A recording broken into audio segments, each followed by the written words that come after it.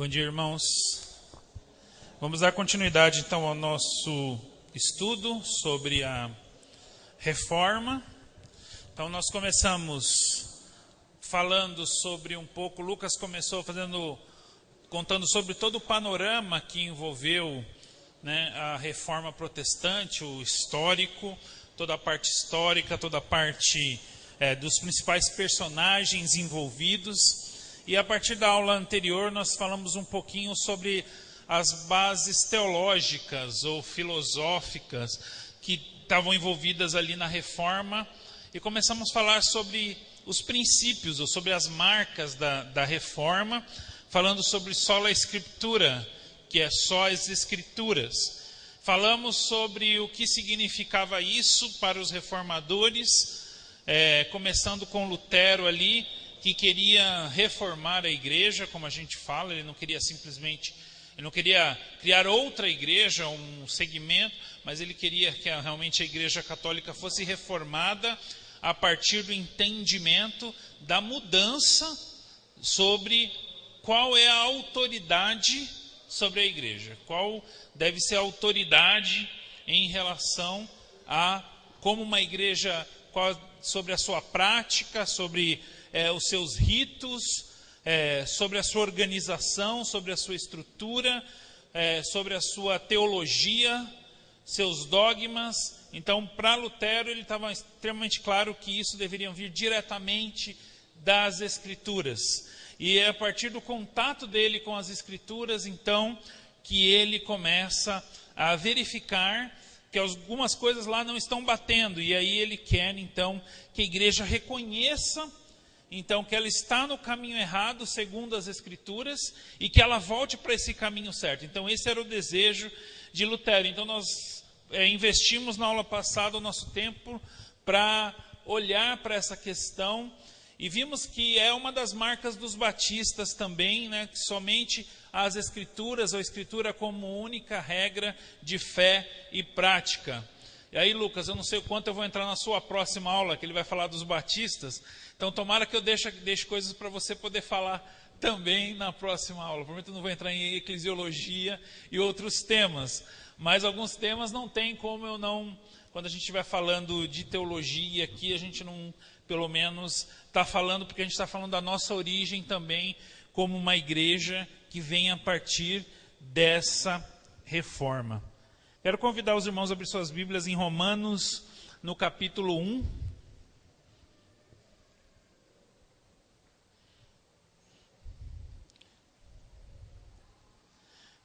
Romanos, capítulo 1, versículo 16.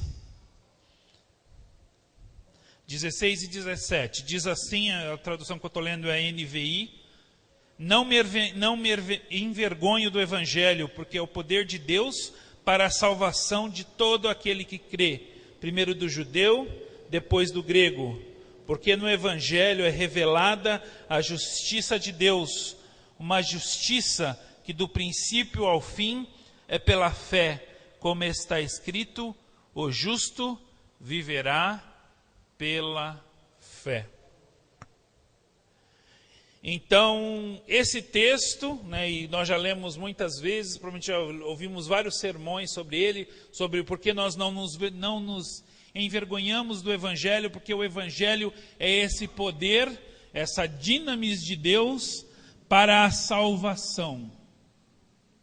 Então, você imagine que esse poder aí, a palavra no grego é dinamis, foi uma dinamite que explodiu e que gerou a questão da reforma, porque foi a partir do entendimento desse texto que Lutero começa então a sua investigação, o seu entendimento sobre o que é salvação, o que é justiça de Deus.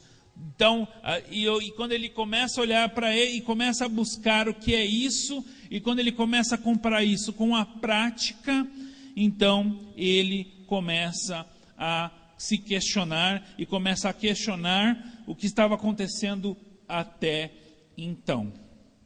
Antes da gente entrar especificamente nesse tema, Nessa semana, na quinta-feira, a gente viu, né, o acidente que aconteceu, que matou o Teori Zavascki, que é o relator da Lava Jato, juiz do Supremo Tribunal, responsável por homologar, inclusive, as delações premiadas. E eu falo que ultimamente, nos últimos talvez 2 anos e meio, 3 anos para cá, nós brasileiros estamos fazendo um curso de direito por extensão, né? A gente já conhece alguns termos jurídicos, a gente já sabe o que é uma condução coercitiva, né? Nunca imaginei que saberia o que é esse termo, o que é uma prisão provisória, como é que ela se mantém. A gente começa a entender o que é uma delação premiada. Então a gente começou a se envolver nessas questões e nesses temas jurídicos que estão diretamente envolvidos com o termo justiça.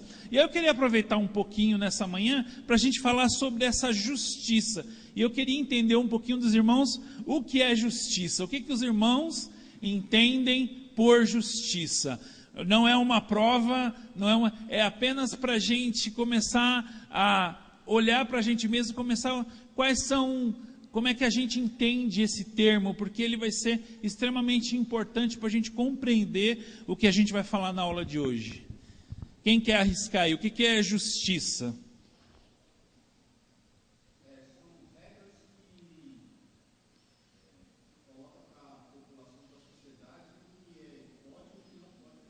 Ok. Isso talvez as regras seriam o que? São as leis. São as leis, são as normas que regem a sociedade, que regem como a sociedade, ou pelo menos a relação numa sociedade, né? Como é que a gente deve, quais são os limites, né, que essa sociedade ela tem. O que mais? Então, nós vimos dessas regras. Então, o que seria a justiça? Se as regras são as leis, o que é a justiça? Oi? Um de cada vez. Fala lá, Wilson. A aplicação direta da lei. Seria a justiça, aplicar essa lei. Então, se a justiça é aplicar a lei, então o que a gente considera como justo? Quem é justo? Quem? Quem cumpre a lei. Então, quem anda segundo essa lei é considerado justo. Então, nós entendemos no termos de justiça que existem umas normas que regem a sociedade e, gostando ou não de algumas leis, nós temos que cumpri-las, né? Então, esse é o termo que tem, né? A lei a gente não questiona, a gente cumpre ou não cumpre. Se você não cumpre, você é um transgressor da lei e, baseado na transgressão, você tem algum tipo de condenação ou algum tipo de sofre algum tipo de consequência por não seguir a lei. E quando você cumpre a lei, você é justo. Então, voltando à morte do Teori, a gente começa a pensar assim, tá bom, né? A gente está olhando tudo isso do processo da Lava Jato e a gente começa a pensar o quê? Na justiça, ou seja, a justiça será feita por todos aqueles que descumpriram a lei e prejudicaram a sociedade, prejudicaram a cada um de nós, prejudicaram o Brasil. Como é que vai ser a justiça? Como é que a gente vai, a partir de então, olhar para esse processo e falar assim, quem vai continuar esse processo e se esse processo continuará seguindo a justiça? Então, quando a gente começa a olhar para esse conceito de justiça, é o mesmo conceito de justiça que a gente precisa se transportar lá para 1500 e pouquinho, enquanto antes, quando o que se considerava o que era ser justo diante de Deus. A gente leu aqui em Romanos 1, como Paulo fala dessa justiça. Mas a gente precisa entender como é que se entendia a justiça diante de Deus naqueles tempos. Então, para a gente lembrar um pouquinho, lembra que na aula passada nós falamos dos sacramentos? Quem sabe o que é um sacramento?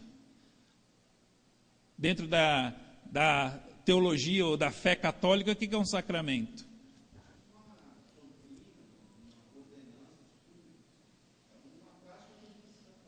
uma prática que ele precisa fazer. E por que ele tem que fazer essa prática? Alguém tem ideia? Faz parte da questão da salvação, porque a partir desses ritos é que a pessoa encontra o quê? Graça. Então, a presença de Deus na vida da pessoa, ela é manifesta ou ela é garantida a partir do momento que ela cumpra aqueles ritos.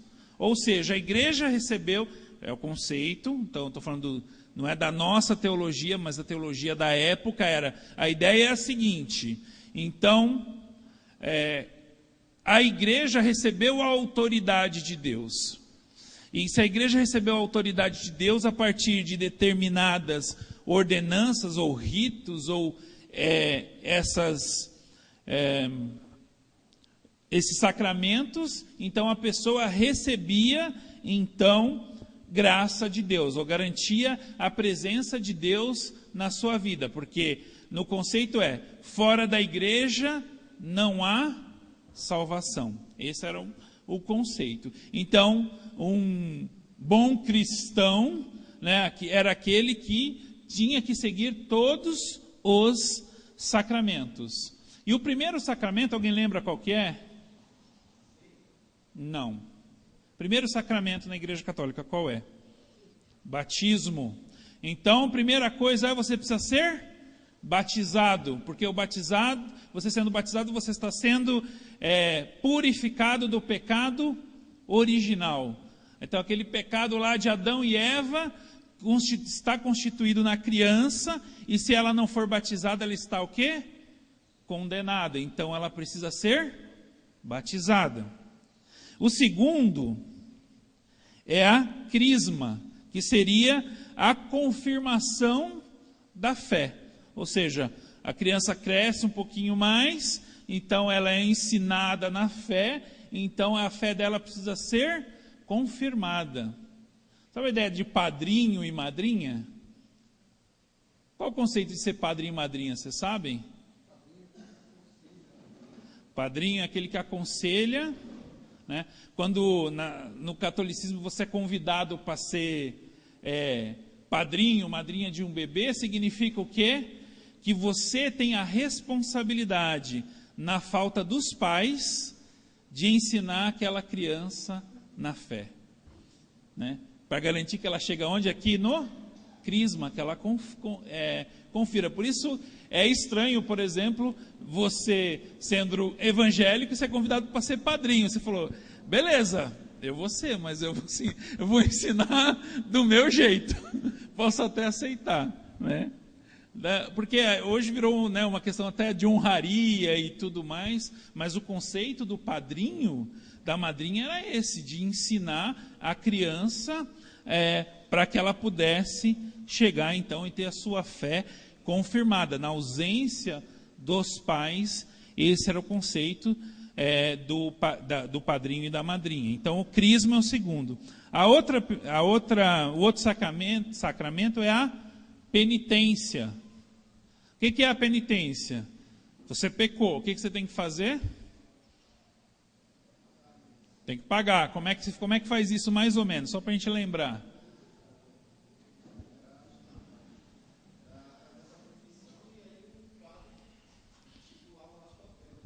Confissão, exatamente. Então você vai lá confessava os seus pecados e você só estava pagando os pecados que você tinha confessado. Se você deixasse de confessar algum, para aquele lá não estava valendo. Na verdade, uma das crises de Lutero era exatamente essa. Eu falei na última aula que ele ia ficar lá tentando buscar lá os pecados.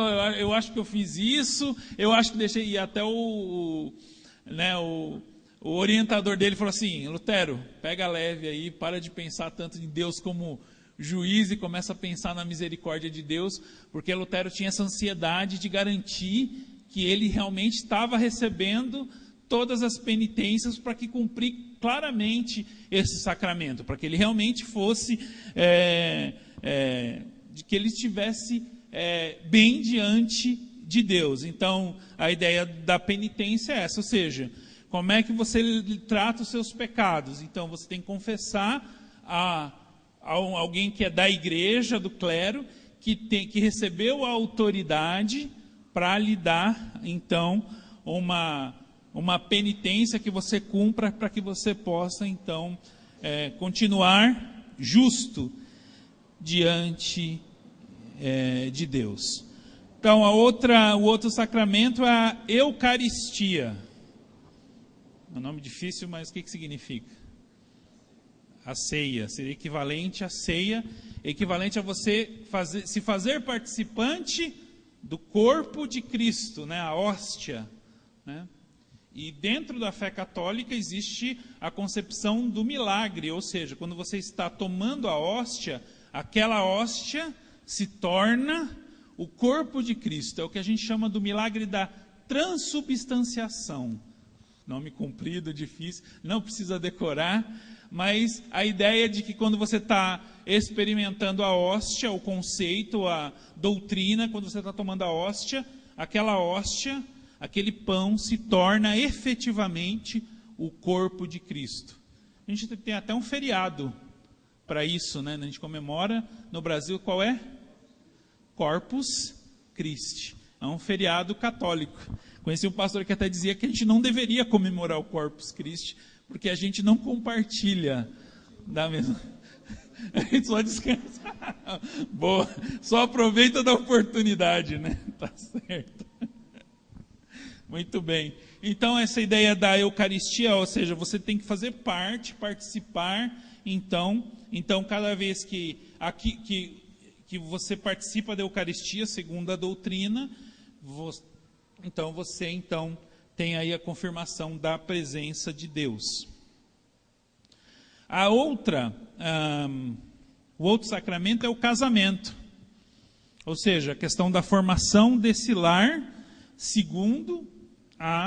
baseado então dentro das regras, das normas e de um oficiante da igreja. E a gente não precisa falar muito, mas também da ideia de que desse momento, dessa bênção, né, que você recebe, então você tem a garantia da presença de Deus no lar. Mas o casamento não é para todos. Então, para aqueles que não se casavam, restava o quê?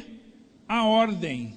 Então, ou você se torna padre, ou se torna monge, ou se torna freira. Então, para quem não casa, então, coloca a sua vida a serviço da igreja. E era muito comum, né, a gente vê inclusive filmes, histórias aí, né, de que, né, o primeiro filho, algum filho se tornava aí, era destinado, né, para se tornar aí um oficial da igreja. E a última, né, o último sacramento era a extrema unção. A extrema unção, que é preparar a alma da pessoa para o além-túmulo. Então, isso prometia, né, você seguir esses sacramentos, prometia que você estaria aí em segurança diante da justiça de Deus. Mas, como a gente viu na aula passada, e continuando hoje, Lutero não teve essa mesma segurança, ele não conseguia sentir essa segurança. Então, quando ele lê Romanos 1,16, depois ele lê Romanos 3 e Efésios 2, então ele começa a entrar em contato com e a Bíblia começa a mostrar para ele um outro conceito de justiça, que ele não tinha ideia até então. E, inclusive, ele começa durante os seus trabalhos, né? Até o irmão Carlos veio conversar comigo no final da última aula, falando, mas Sidney, 95 teses que eu falei na última aula, quando Lutero coloca lá na porta de Wittenberg, ele só escreveu aquilo? Não, Lutero escreveu vários tratados teológicos, estudos bíblicos, né? Toda a questão da doutrina luterana está em cima dos escritos de Lutero. Então, as 95 teses, na verdade, são 95 frases que ele escreveu e colocou ali para discussão, que a partir do que ele teve do contato com a palavra de Deus, ele não concordava. E aí ele começou a desmontar. Então, ele começou a olhar para cada uma desses sacramentos, e ele falou assim, não, isso aqui não tem base bíblica. Não, isso aqui não tem a base bíblica. Mas quando ele termina isso, ele fica com 2. Mesmo fazendo olhando para a Escritura, para Lutero, 2 sacramentos ainda são necessários. Quais vocês acham que são? Batismo e a ceia. Então, para Lutero, né, ou dentro da fé luterana, esse é um aspecto que é inegociável. Para eles, tanto o batismo, e aqui não é o batismo adulto, é o batismo infante, é o batismo da criança, ou seja, no conceito do pecado original, que a criança precisa ser batizada. E também a ceia, são os únicos 2 aspectos que Lutero não consegue retirar dentro dos seus estudos, do seu entendimento dessa fé.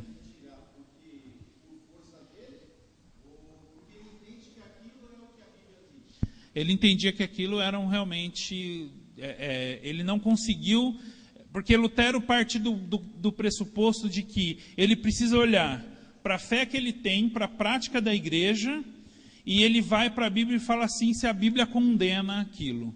Né? Então ele não consegue encontrar condenação para esses 2 sacramentos. Então ele toma... Para ele, então, esses sacramentos ainda permanecem. E aí, quando a gente for falar um pouquinho sobre batistas, tal, o Lucas vai falar um pouquinho melhor de como nós entendemos essa questão do batismo e da ceia. Né? Nós entendemos como ordenanças e não como sacramentos, ou seja, nós não encontramos graça a partir disso, né? Mas elas têm outras funções nisso.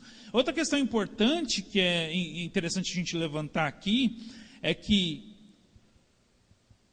o sacramento ele é um rito, ou seja, ele tem uma forma específica de ser realizado. Quem determina essa forma é a igreja. Então, a graça é alcançada independente da questão moral que se encontra o oficiante e aquele que está recebendo o rito. O que eu quero dizer? Então, se aquele que está oficializando o rito, ele não está em condições morais de fazê-la, ele não está bem diante de Deus, ele não é justo, ele não é correto, ele está fazendo aquilo por interesses escusos, ou a pessoa que está ali tomando, vamos pegar o exemplo da Eucaristia, também não tiver no mesmo, a graça de Deus, segundo essa teologia, é manifesta porque ela independe das pessoas, depende do rito. Então o rito, ele é importante. Então a ideia de, por exemplo, de participar de uma missa, né? Então a missa é uma forma de você receber graça de Deus também. Então se você participa da missa, independente do seu estado, você tem garantido, vou colocar garantido entre aspas, que você está recebendo a graça de Deus naquele momento. Então, só para vocês terem uma ideia do que está por trás. A gente está falando sobre justiça, e a gente vai voltar nesse tema. Então, é importante entender como se processavam essas coisas. Fala, Ronaldo.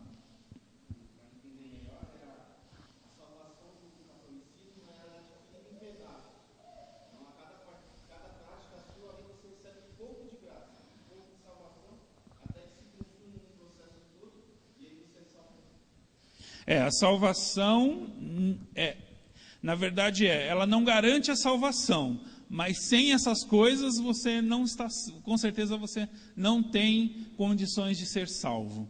Dá para entender a diferença? A diferença é, se você cumprir todos os sacramentos, existe garantia de salvação dentro da religião católica, não garante a salvação, porque Deus vai te julgar lá no final e vai ver se você tem mérito suficiente para essa salvação. Então você tem que aí caminhar dia a dia dentro disso. Mas com certeza, fora da igreja, dentro desse conceito, você não há nenhuma possibilidade de salvação.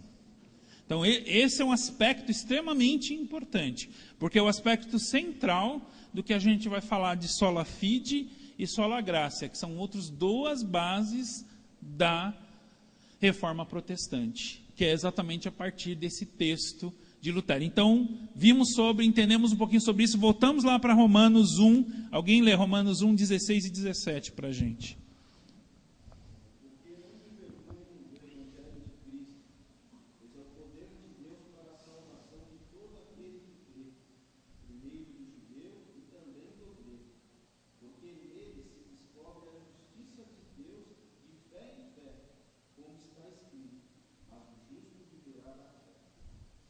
Então, a partir de toda essa realidade que eu contei para vocês, e contei um pouquinho aí desses sacramentos, da qual eu falei que Lutero estava ali, e ele era um monge, um padre, e ele estava ali, ele tentava cumprir cada uma dessas coisas fielmente, mas ele sempre olhou para ele mesmo e viu o quê? Uma incapacidade de atingir o padrão que ele entendia que Deus pedia dele.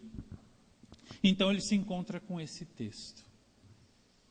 Então ele começa a falar assim, mas espera aí, a resposta está onde? No Evangelho, né? É a partir desse Evangelho que é o poder de Deus para a salvação. E não tem obra envolvida, é poder de Deus. Essa salvação é poder de Deus, salvação para todo aquele que crê. Fé. Então, Lutero começa a entrar nessa questão extremamente importante e que vai balizar toda a questão das bases das igrejas reformadas e do Evangelho. Claro, depois a gente vai ter uma série de vertentes que vão sair daí, e aí a gente pode falar um pouquinho depois, mas não importa se você é presbiteriano, luterano, não importa assim, de qual saída da reforma a gente é, batista, quando você olha para esse texto, você se identifica com esse texto, porque a partir desse texto nós começamos a entender que a justiça não provém a partir do mérito humano. Ou seja, não tem nada que eu possa fazer como ser humano para alcançar a posição de justo diante de Deus. E aí a gente entra num outro aspecto que a gente falou um pouquinho antes. Lembra que a gente falou sobre o que é ser justo? É alguém que cumpre as leis. E se a gente olha para Romanos, e se você lê Gálatas, nós fizemos um pouquinho de estudo sobre esses dois livros, a gente, no panorama do Novo Testamento, a gente vai ver que Paulo vai entrar exatamente nesse tema, sobre lei, né? Qual o papel da lei? E ele vai falar que a lei tem uma característica importante, que ela mostra o que para a gente? O erro. E mostra que nós somos incapazes de sermos o que diante de Deus? Justos, perfeitos. Ou seja, e aí é uma coisa interessante, eu estava lendo um artigo sobre esse assunto, que muitas vezes nós olhamos para a justiça e nós olhamos o aspecto ético da justiça. O que eu quero dizer com isso? Que ser justo é a quantidade de coisas boas que uma pessoa faz. Então, se você faz mais coisas boas do que coisas ruins, você é considerado uma pessoa justa. Ou seja, você está lá cumprindo a lei, né? Mas dá uma escorregadinha aqui, uma ali, mas 90%, 98%, 99%, você fala assim, não, eu ando direitinho, então eu sou justo. Mas Paulo vai falar que não adianta, né? Você transgredir uma lei que seja, uma pequenininha que seja, você se torna injusto. Sabe por quê? Porque a justiça não é um aspecto ético, é um aspecto de relacionamento. Por exemplo, tem coisas, né, que, por exemplo, a lei, ela diz, por exemplo, como alguém é considerado casado e quando alguém é considerado descasado ou divorciado, e até determina quais são as regras para cada uma dessas coisas acontecer. Por exemplo, nós somos um país monogâmico, ou seja, uma pessoa não pode, né, um homem não pode ter mais de uma mulher, e uma mulher não pode ter mais de um homem registrado como seu esposo, esposa, e o que significa essa relação, inclusive, quando eles andam junto em casamento, tem responsabilidades, e um é responsabilizado, inclusive, pelos atos do outro. Mas você não vai encontrar na lei, por exemplo, como deve ser um casamento feliz, vai? A lei vai dizer assim, então, um casamento feliz é quando o marido traz flores para a esposa, quando ele ajuda ela nas necessidades, quando um ajuda o outro no trabalho. Diz isso na lei? Eu não conheço muito bem a lei, mas a Renata conhece um pouquinho. Tem alguma coisa disso na lei, Renata, que diz assim quais são as normas que deva seguir um casamento, para o casamento ser considerado bom ou ruim, justo ou injusto? Né? De novo, ele tenta definir alguns limites. Se passar desse limite aqui, o cara bate na mulher, mete a lei Maria da Penha nele, porque o cara está passando dos limites. Mas dentro de um casamento existem normas do casal. O casal que está vivendo em conjunto ali, e um é considerado justo diante do outro a partir do momento que vivem esse relacionamento de forma justa. O mesmo conceito é aqui na questão espiritual. Ou seja, quem define se a gente está sendo justo ou não com Deus é o próprio Deus. É a forma como nós nos relacionamos com Ele.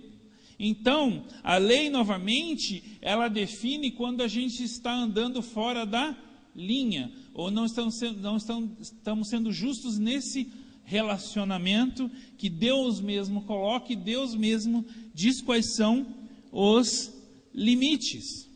Então, é extremamente importante a gente entender que a justiça não é simplesmente a nossa capacidade de somar o quanto mais nós andamos no jeito certo, né?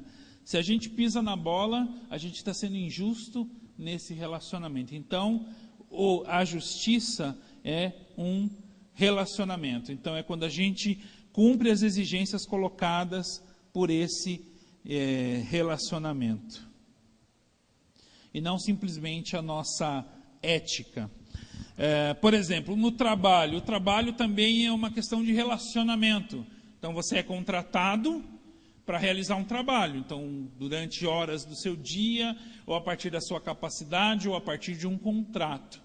Quando você descumpre esse contrato, você não está sendo justo nesse relacionamento. Então, o seu empregador, que define as normas desse relacionamento, quando ele vê que você não está cumprindo, não importa que você seja uma pessoa boa, que você seja uma pessoa amável, que você seja um excelente colega, que seja um cara engraçado, feliz, que as pessoas se sintam bem do seu lado. Se você não estiver cumprindo o relacionamento, o contato, o que acontece? O chefe te manda embora. Então, o conceito aqui de justiça está ligado a esse relacionamento com Deus. Fala, Moisés.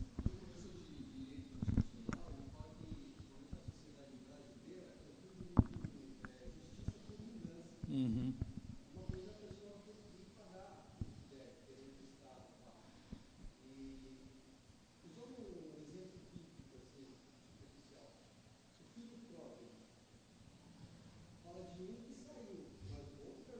Uhum.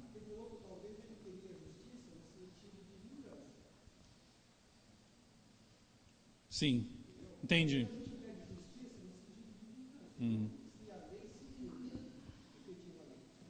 E não simplesmente aí, não, vou trazendo para o relacionamento fazer justiça é condenar o outro ou trazer o outro de volta ao relacionamento. Ou a possibilidade de restaurar o relacionamento. E aí eu acho que o que o Moisés falou muitas vezes a gente quer a vingança, né? A gente quer o olho por olho e o dente por dente. Então o transgressor tem que pagar pela sua transgressão. Né? Quem é casado aí há algum tempo sabe, a gente sabe muito bem como às vezes, né, condenar a transgressão do outro muito bem, né? Cada um do seu jeito, no seu método, mas a gente cria os nossos jeitinhos de fazermos isso. Mas muitas vezes a gente não busca a restauração do relacionamento.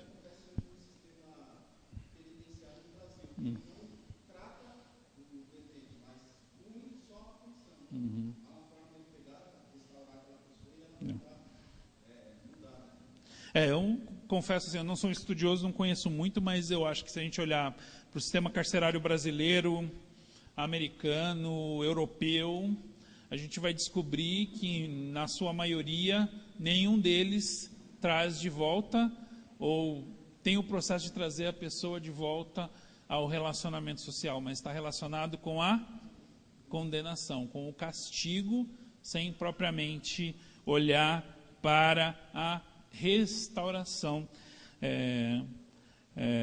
da pessoa. Eu lembro de uma história, não sei quantos que conheceram o irmão Jadir, que foi advogado, foi membro aqui da igreja. Ele contava um caso interessante, que ele estava como advogado defendendo um rapaz lá que tinha cometido um delito, e aí o juiz aplicou uma pena bastante pesada, e aí ele escreveu, fez uma petição lá para o juiz, dizendo que, tentando buscar a questão da lei, que a questão da lei não é simplesmente a condenação, mas a correção, ou trazer a pessoa de volta ao convívio da sociedade, que o juiz estava provavelmente pesando bastante a mão naquela condenação.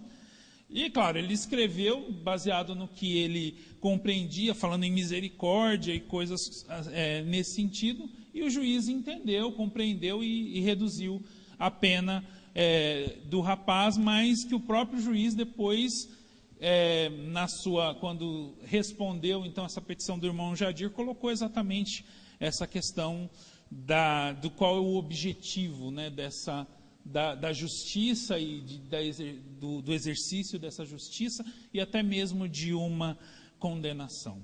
Pois bem, mas voltando para as questões aqui espirituais, então essa relação ela é muito parecida, porque a gente tenta encontrar formas de como podemos parecer justos diante desse relacionamento com Deus. Vamos lá em Romanos, capítulo 3.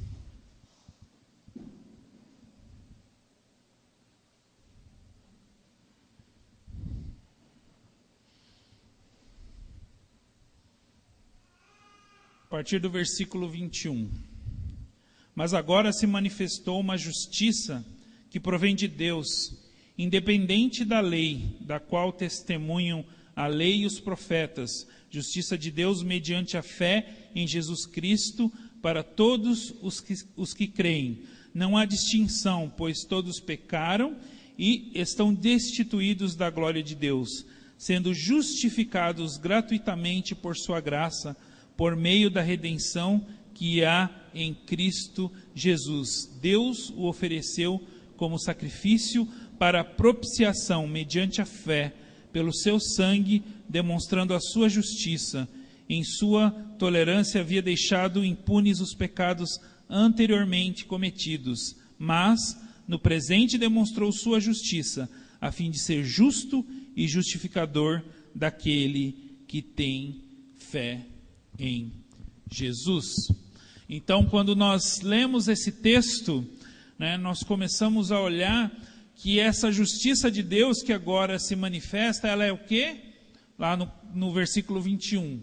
Primeiro, independente da lei. Ou seja, nós estamos falando até agora que ser justo é cumprir a lei. Isso é ser justo. Justo é quem cumpre a lei. Então, se nós descumprirmos a lei e Deus nos condenar, Ele está sendo justo. Que essa é a justiça. Se nós somos incapazes de seguir o padrão de relacionamento que Ele nos coloca, no qual Ele nos colocou lá no Éden, e nós decidimos não cumprir, então Deus é justo quando nos condena. Então, a partir daqui começa nascer a questão do mérito, do merecimento, ou seja, essa justiça não consegue vir do homem, não consegue vir de mim, não consegue nascer em mim, ela precisa vir de outro lugar. Ela precisa vir de Deus. Então Deus passa então a manifestar uma justiça, né? Ele fala assim, então o versículo diz: mas agora se manifestou uma justiça que provém de Deus, né? Claro, a gente não questão toda a questão da lei e tudo mais. O Lucas falou bastante sobre isso quando a gente estudou Romanos, mas é importante a gente entender esse aspecto dessa justificação. Então, quem é justo diante de Deus? Justo diante de Deus não é aquele que é capaz de cumprir a lei, tintim por tintim, né? Palavra por palavra, mas é aquele a quem Deus considera justo.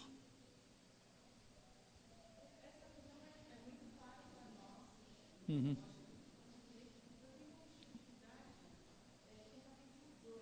Uhum.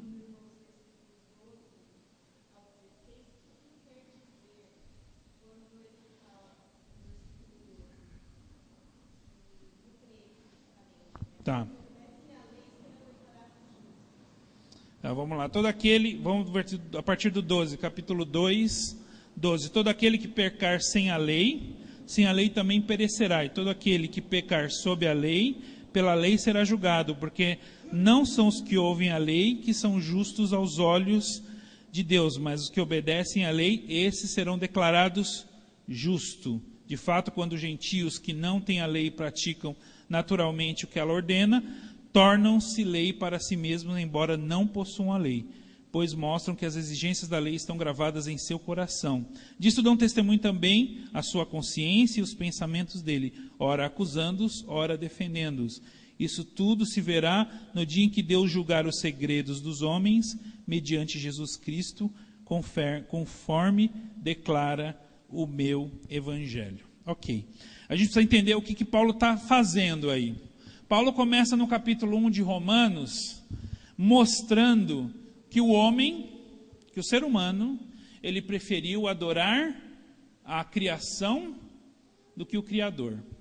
Aqui no capítulo 2, mais para frente ele vai falar dos judeus também, ele vai começar a mostrar que não importa, que primeiro, Deus se revelou a todos, primeiro a partir da revelação natural, aqueles que não receberam a lei como Israel recebeu, eles também são indesculpáveis diante de Deus, porque Deus se manifesta a partir da natureza. No segundo aspecto, e que ele fala aqui, é que essa lei, ela está manifesta, e que as pessoas podem cumpri-la ou descumpri-la conhecendo ou desconhecendo dela. Aqui ele está falando dos gentios, por exemplo, aquele que pecar sob a lei, é responsável por ela. Mas se também cumprir essa lei sem conhecer, também é considerado justo diante da lei, não diante de Deus. Diante desta lei que rege esse relacionamento. Mas mais para frente, quando a gente pegar capítulo 4 e chegar lá no capítulo 7, Paulo vai falar que, na verdade, ninguém é capaz de cumprir essa lei, a totalidade dessa lei, ou cumprir por completo essa lei, que vai ser uma busca, porque essa lei não oferece justificação. Fala, Moisés.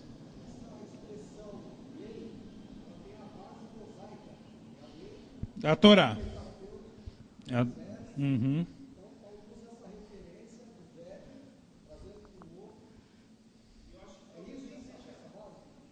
Então, quando ele fala da lei, a gente fala sempre o conceito de lei para Paulo, quando ele está discorrendo da lei, é da base da lei judaica, que é a Torá, e a interpretação que existe sobre a Torá. Porque quando Jesus vai falar do Sermão do Monte, ele fala o que foi dito, né, e o que vocês têm que fazer. O que foi ensinado para vocês, que você tem que amar o seu irmão e odiar o seu inimigo. Eu, porém, vos digo que você deve o quê? Amar aquele que vos persegue.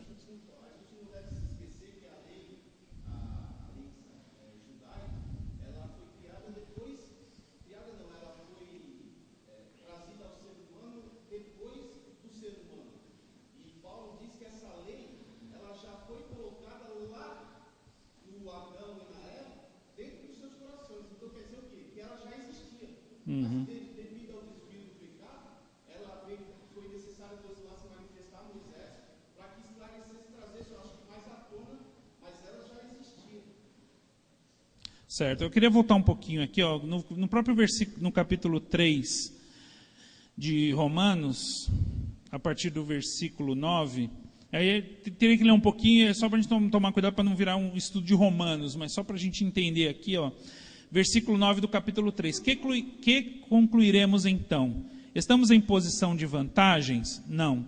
Já demonstramos que tanto judeus quanto gentios estão debaixo do pecado. Então, toda a argumentação de Paulo, do capítulo 1, 2 e chegando aqui no 3, é para chegar exatamente nesse ponto. Paulo quer mostrar para todo mundo que, cara, não importa se você está fora ou dentro da lei, né, em que não conseguimos alcançar esse propósito. E ele fala, como está escrito, versículo 10, não há nenhum justo, nenhum sequer. Não há ninguém que entenda, ninguém que busque a Deus. Todos se desviaram, tornaram-se juntamente inúteis. Não há ninguém que faça o bem, nenhum sequer. Sua garganta é um túmulo aberto, com a língua enganam. Veneno de víbora está nos seus lábios. Sua boca está cheia de maldição e amargura. Seus pés são ágeis para derramar sangue. Ruína e desgraça marcam seus caminhos. E não conhecem o caminho da paz. Aos seus olhos é inútil temer a Deus. Sabemos de tudo o que a lei diz, o que diz aqueles que estão debaixo dela, para que toda a boca se cale e todo mundo esteja sob o juízo de Deus. Portanto, ninguém será declarado justo diante dele, baseando-se a obediência da lei, pois é mediante a lei que nos tornamos plenamente conscientes do pecado. Então, exatamente é esse aspecto. Então, mesmo que você, nessa relação com a lei, acredite que está ali próxima dela, a conclusão de Paulo é essa daqui, é que não tem condições, você não tem condições de se mostrar justo diante de Deus. E a questão, e o que Paulo quer gerar aqui, é uma sensação de e agora? Tirou os meus pés, tirou o pé de um judeu, tirou o pé do gentio, não importa. Se você está baseando o seu relacionamento com os méritos que você tem com Deus, você vai falhar miseravelmente, porque você nunca vai ter condição de alcançar a justiça divina, porque essa justiça não é quando eu alcanço o mérito, mas quando Deus me considera justo. E como é que Deus me considera justo? Então, se eu não posso fazer nada diante disso, da onde vem essa justiça? Vem a partir da fé. Por isso que a outra base da reforma é sola fide, só a fé. O fim da lei é Cristo. Uhum.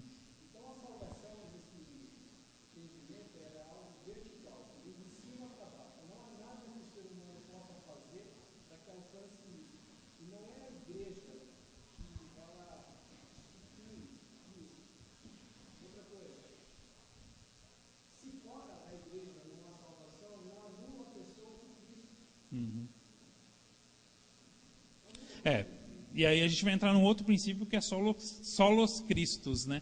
Que é um outro que é só Cristo. Versículo 27 de Romanos 3. Onde está então o motivo de vanglória? É excluído. Baseado em que princípio? No da obediência à lei. Mas no princípio da fé. Pois sustentamos que o homem é justificado pela fé, independente da obediência à lei. Deus é Deus apenas dos judeus? Ele não é também o Deus dos gentios? Sim, dos gentios também, visto que existe um só Deus, que pela fé justificará os circuncisos e os incircuncisos. Anulamos então a lei pela fé? De maneira nenhuma, ao contrário, confirmamos a lei. Ou seja, a lei, ela demonstra o que é uma relação justa com Deus, mas em nós não há capacidade de simplesmente lermos a lei e seguir essa lei sem a fé. Ou seja, sem essa fé, sem esse componente fé, nós em nós mesmos não temos essa capacidade. Remissão de pecados.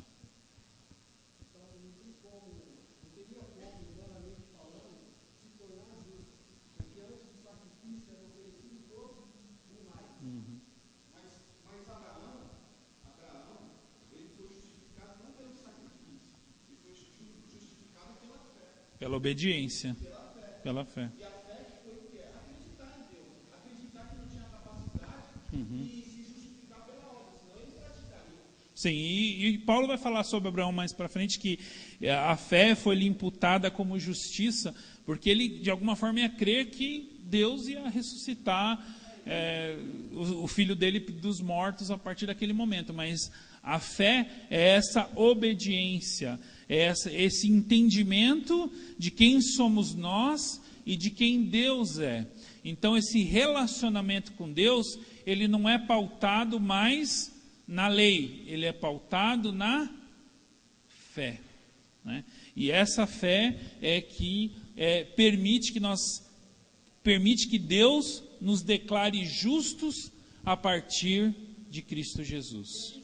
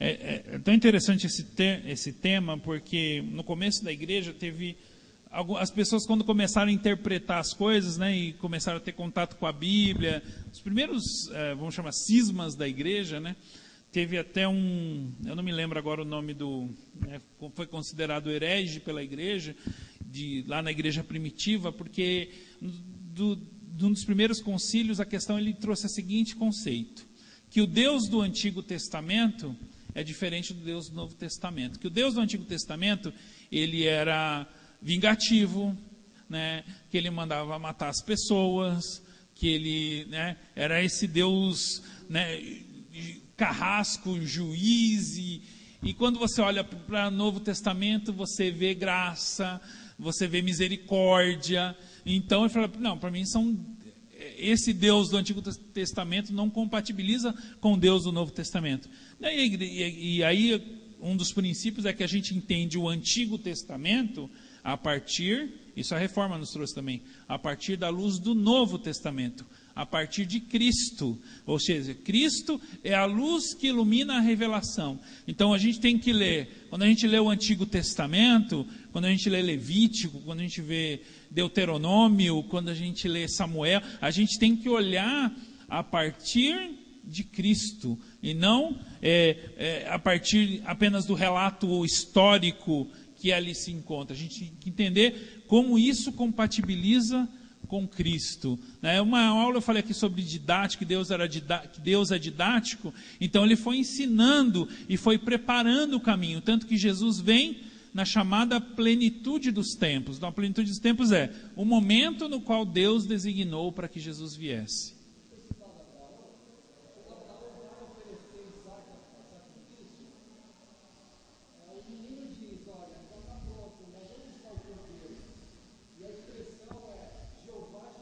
Uhum.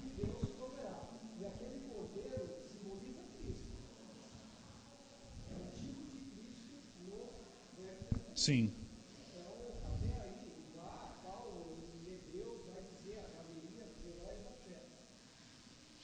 Deixa eu fazer uma outra pergunta para vocês. Então, visto do que a gente já discutiu e leu aqui, a palavra de Deus, ela diz em vários momentos que vai existir um julgamento. Todo mundo está claro disso, né? Vai ter um julgamento, onde todos nós estaremos presentes diante do justo juiz e todos nós seremos julgados. E isso é um aspecto bastante importante da nossa fé. E aí, quando você pensa nesse momento, que você está lá, diante do tribunal celestial, diante de Deus, dá um frio na barriga? Você sente um friozinho na barriga de como vai ser esse momento lá? Fala, Wilson. Você quer falar alguma coisa? Essa é a preocupação que você tem? Opa, então você está contando com a graça, né? Você chega lá contando com a graça. Ó Deus, estou aqui, mas eu estou contando com a sua graça. Então a gente precisa entender em que momento essa justificação acontece. Ela vai acontecer lá? É lá que ela vai acontecer? É lá que nós vamos chegar diante de Deus? Eu já ouvi alguém falar isso no púlpito uma vez, e aí o diabo vai lá, vai ter um telão maior que esse aqui, HD, e vão passar todos os nossos pecados. Vai estar sentado na nossa frente nossos pais, nossos filhos, nossa esposa, nossos amigos, e eles vão estar todos sentados igual vocês, e o pecado, e você sentado ali no banco do réu, né? E lá, ó. E aí depois o diabo, que é a palavra de Deus que diz que é o nosso acusador. Aí Deus, aí ó. Olha isso, olha isso. Deus, você não vai dizer que você vai deixar isso aqui passar em branco, né? Você é justo. Como é que você vai deixar isso passar em branco? E aí a gente fica, e agora? Como é que é isso? Vamos fazer o seguinte, abre a sua Bíblia lá, no capítulo 8 de Romanos.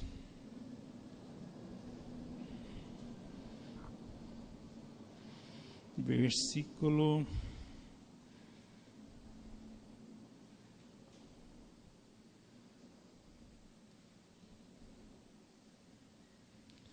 de 31 até o 34.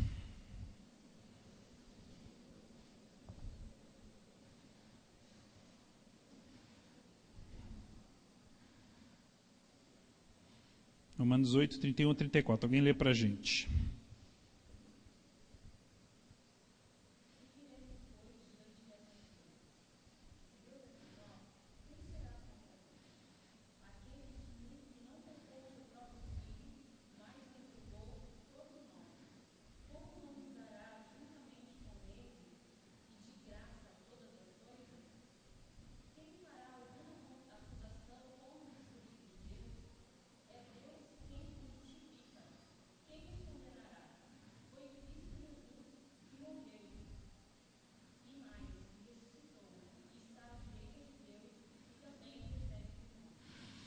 Pois é, e aí tem bonito quem nos separará do amor de Cristo, e a gente...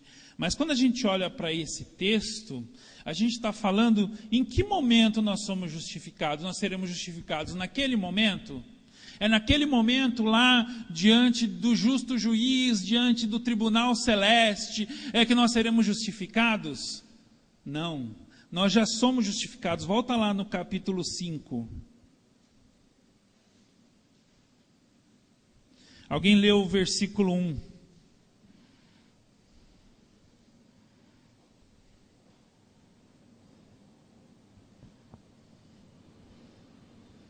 Cinco, 1.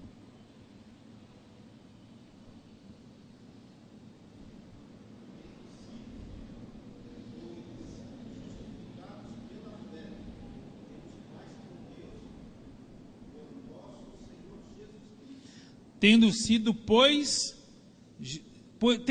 seremos justificados, ele está falando no futuro, em algum momento seremos, tendo sido, justificados. Essa tradução, uma tradução de um tempo verbal do grego chamado auristo. Esse tempo verbal no grego significa algo que já foi feito e concluído. Quando Jesus fala lá, está consumado, o verbo está no auristo, significa está completo, está feito. Então a nossa justificação não vai acontecer lá, ela já aconteceu e nós já somos justificados agora. Então o princípio dessa justificação ele tem um fator escatológico. Quando nós estivermos lá na frente desse tribunal, nós já somos considerados justos diante de Deus, não pela nossa própria obra, mas pela obra de Cristo, a qual nós aceitamos pela fé.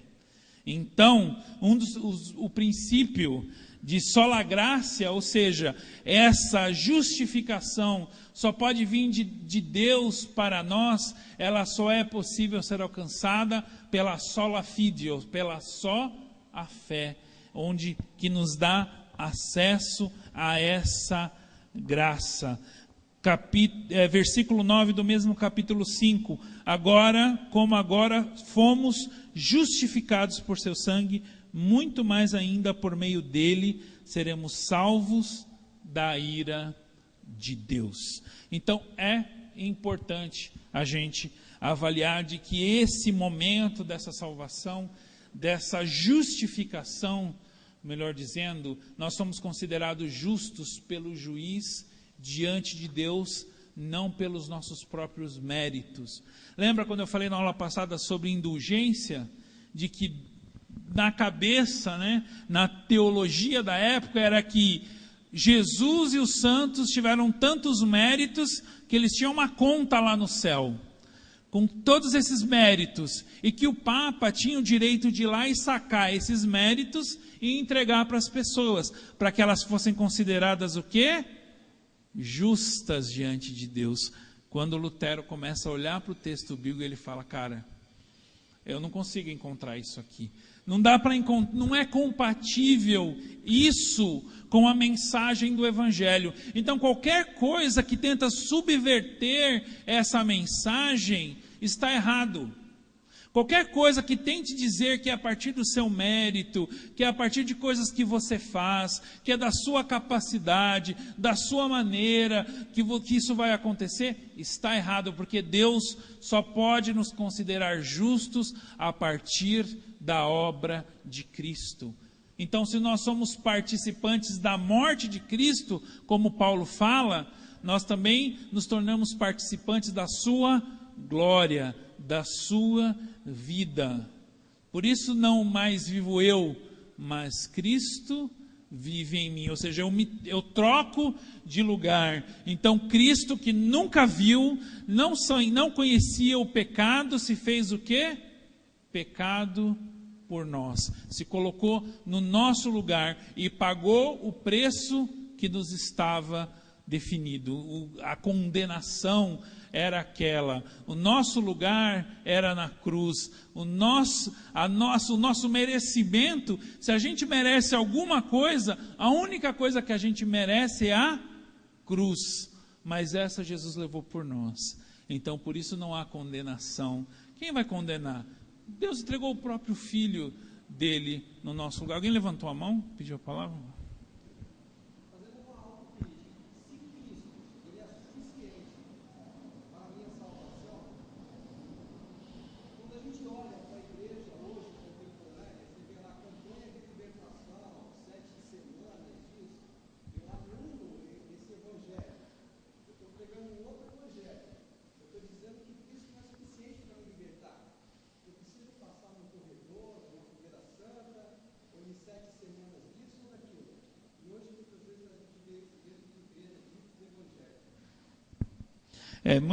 É muito triste essa constatação, mas talvez hoje a gente esteja muito mais próximo do que Lutero viveu quando ele pediu a reforma.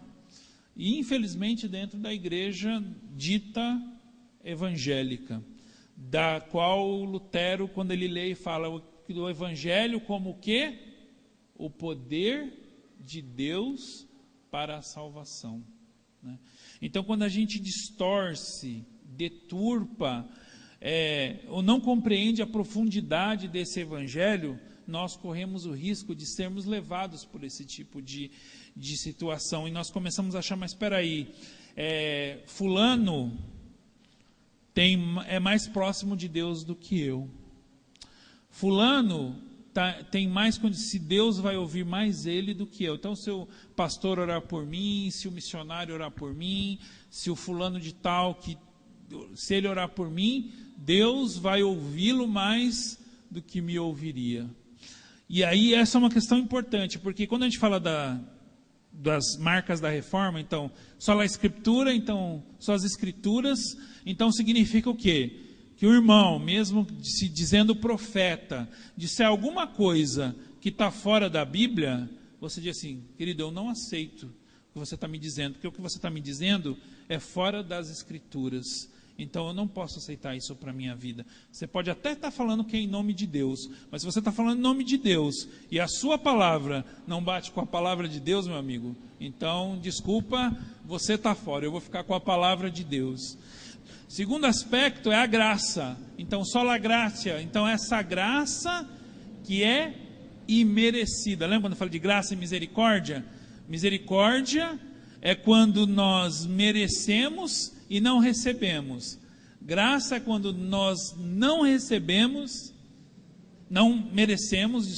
e recebemos. Então a graça é nessa condição. E ela só é alcançada através dessa fé. Claro que quando a gente olha para a reforma protestante, a gente vai ter algumas linhas. A gente vai para a linha de Calvino, por exemplo, que para Calvino, né, nos 5 pontos do calvinismo, é que essa fé, ela é definida a partir da minha eleição, da minha predestinação. Eu vou ser predestinado a ter essa fé.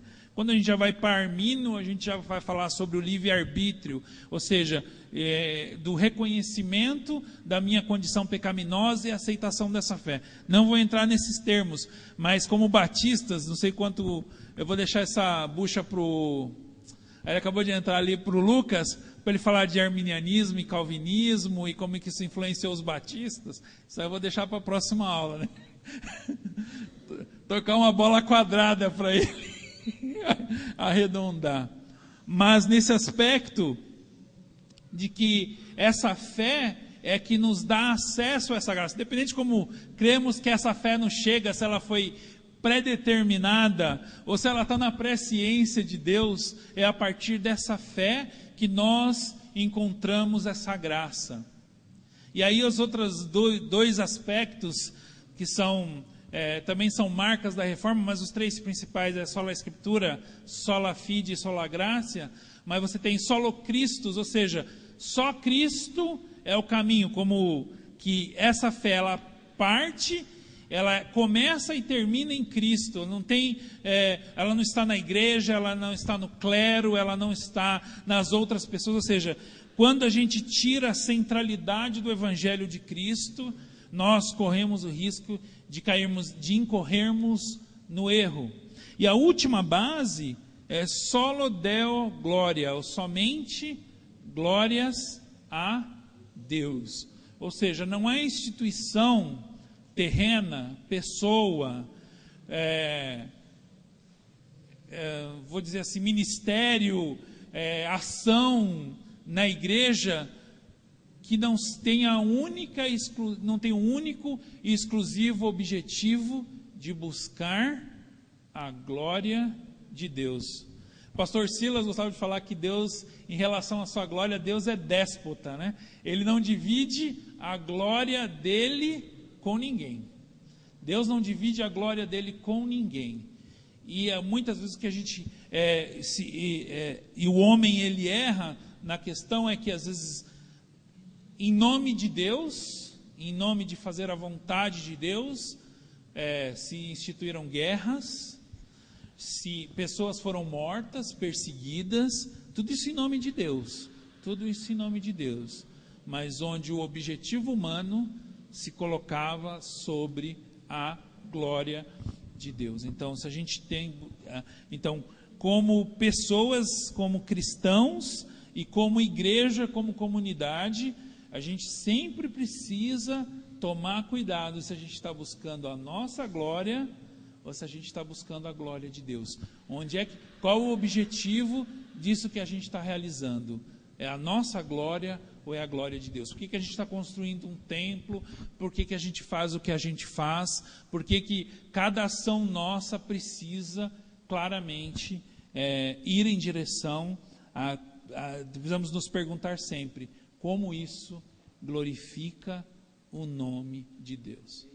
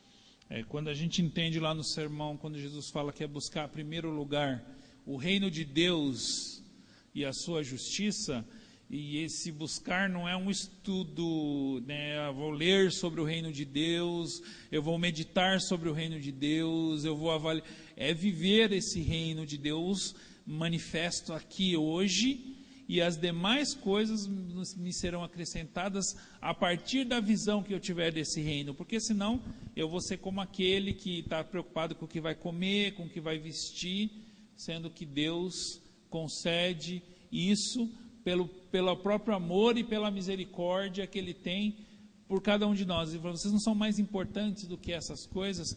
Então Jesus nos leva a refletir, a buscar em primeiro lugar esse reino de Deus. Não está relacionado com a quantidade de cultos que a gente frequenta, com a quantidade de ministérios que a gente está envolvido na igreja, mas em si, de quanto a gente vive a realidade desse reino que Ele manifesta todos os dias na nossa vida, no nosso trabalho, no nosso estudo, na nossa casa, nas nossas relações. E as outras coisas, a partir daí, nos serão acrescentadas segundo as necessidades que realmente temos. Então, Deus conhece todas as nossas necessidades e Ele vai suprir todas as nossas necessidades a partir de então. Mais alguém?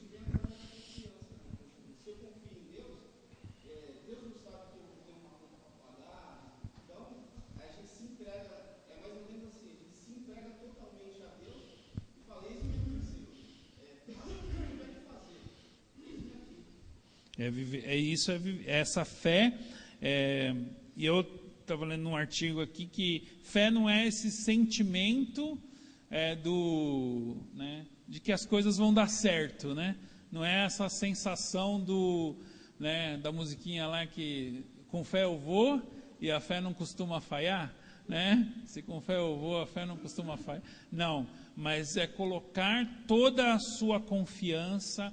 É a ideia de aprisionar toda a sua confiança, tudo aquilo nessa relação com Deus, nessa relação que entregou a Cristo. Por isso que Paulo fala, ele não vai dar com ele, se ele não poupou o próprio filho dele, no que você pode estar mais preocupado que ele não vai dar para você tudo aquilo que você precisa?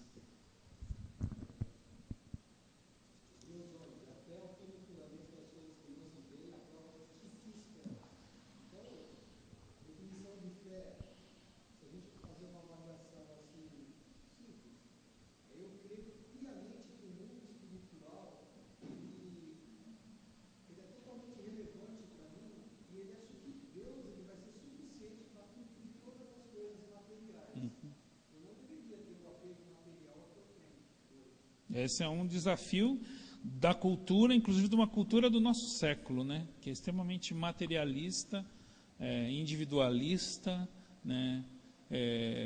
Buscando o nosso prazer individual, né? Esse hedonismo. Então, isso é uma marca da nossa, são marcas da nossa cultura que nós carregamos. E o reino de Deus é contra a cultura para isso, né?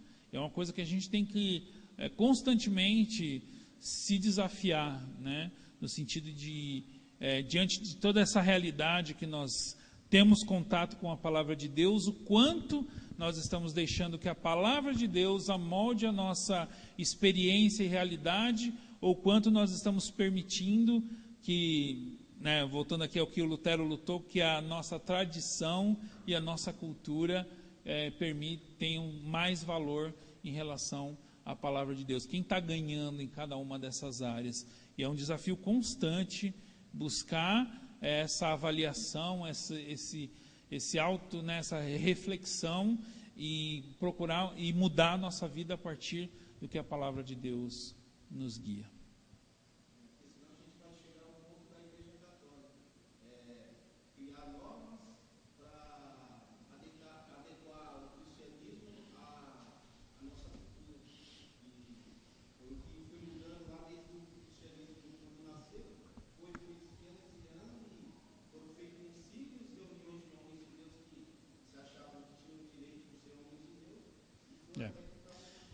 O grande, então, esse é o ponto por isso que esse aspecto da Escritura como base da nossa fé e prática é essencial. E claro, aí as pessoas tem o processo da interpretação, da teologia envolvida, mas o fato dessa busca constante, da gente sempre se sentir desafiado pela palavra de Deus e avaliar aquilo que ela tá nos trazendo e como aplicar essa palavra diante da realidade que a gente se encontra, esse é um desafio, né? Esse é o papel da teologia. O papel da teologia é exatamente encontrar essas verdades que são universais e imutáveis desse Deus que não tem mudança nem sombra de variação, e como compreender essa mensagem e como aplicar para a realidade que a gente vive no dia de hoje, né? Tive um professor na teológica, o professor Byron Harbin, que ele dizia que a teologia que não pode ser vivida, ela não serve para nada, né? Ela é uma teologia de livros.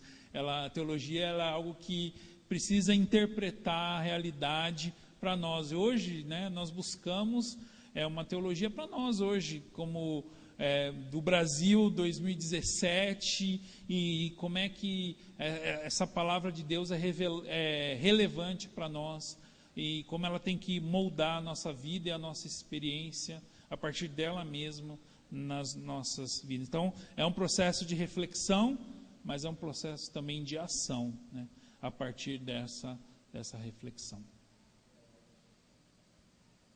Sobre esta pedra edificarei a minha igreja, e as portas do inferno não prevalecerão contra ela. Confunde o significado de igreja, né? A igreja é institucional, porque o verdadeiro igreja sou eu sou o templo. Então eu tenho que fazer aquilo e não esperar que a instituição faça. Porque quando eu espero que a instituição faça, eu vou correr para essa instituição e eu vim ritual. Eu faço aquilo que o Evangelho tem. Sim. E quando a gente usa placas como batistas, presbiterianos, luteranos, são as doutrinas das quais nós nos identificamos. Mas, né, uma brincadeira de que no céu não vai ter placa, né? A gente vai ficar surpreso quando chegar lá no céu e descobrir que no céu não tem só batistas, né? E, aliás, vamos sentir falta de alguns deles, talvez, lá, inclusive. Exatamente. E aí a gente pode ficar surpreso aí, porque muitas vezes a gente empodera a instituição além daquilo que ela é. Mas aí na próxima aula o Lucas vai falar um pouquinho mais sobre a história dos batistas, dos princípios que nós cremos e por que nós confessamos essa fé e seguimos esse caminho E eu creio nesse caminho, temos os nossos pontos negativos também, então não podemos achar que porque somos batistas estamos certos de tudo, mas eu continuo crendo que os batistas, a proposta batista, ela é a mais próxima daquilo que a gente encontra dentro das Escrituras, e por isso que eu sou batista, e falei na aula passada e repito, sou batista, enquanto os batistas forem bíblicos. Enquanto a gente considerar que eles estão fora desse caminho, então a gente muda, porque o meu compromisso, primeiro, é com Deus e com a sua palavra, né? Não com a instituição, propriamente com a instituição batista. Posso fazer uma pergunta para o mediador? A igreja evangélica precisa de uma reforma hoje? Ela precisa voltar às bases, a começar pela nossa realidade batista? Eu acho que eu vou usar as palavras que o Lucas usou na primeira aula dele, que talvez a igreja em reforma, ela está sempre em reforma. Ela sempre precisa estar em reforma. Ela sempre precisa olhar para a sua prática, ela sempre precisa olhar para aquilo que ela está fazendo, olhar para a palavra de Deus e começar a falar assim, opa. Sim.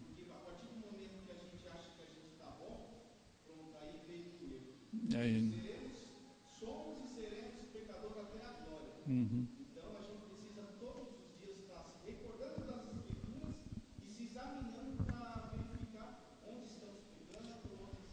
E eu vou fechar com a frase que eu falei na outra aula sobre tradição e tradicionalismo. Nós vamos falar um pouquinho sobre tradição na próxima aula, né? Que tradicionalismo, tradição é a fé viva dos que já morreram. E tradicionalismo é a fé morta dos que estão vivos. Ou seja, precisamos olhar para a nossa tradição e ver o que ela nos dá de bom. E continuar a seguir isso, continuar a seguir nesse caminho, porque não foi um caminho que foi traçado em 1 mês, em 2 meses, mas em séculos. E olhar naquilo que a gente só faz por tradicionalismo, ou seja, que perdeu a sua essência, e que não se encaixa mais naquilo na qual ela representou, naquilo que ela era. Hoje a gente olha para a escola bíblica dominical. Ninguém tem dúvida que a escola bíblica dominical é extremamente importante, mas muita gente precisa olhar para o modelo dela hoje, porque ela é um modelo que nós herdamos. E nós já fomos extremamente fortes nisso. Nós somos um dos precursores disso.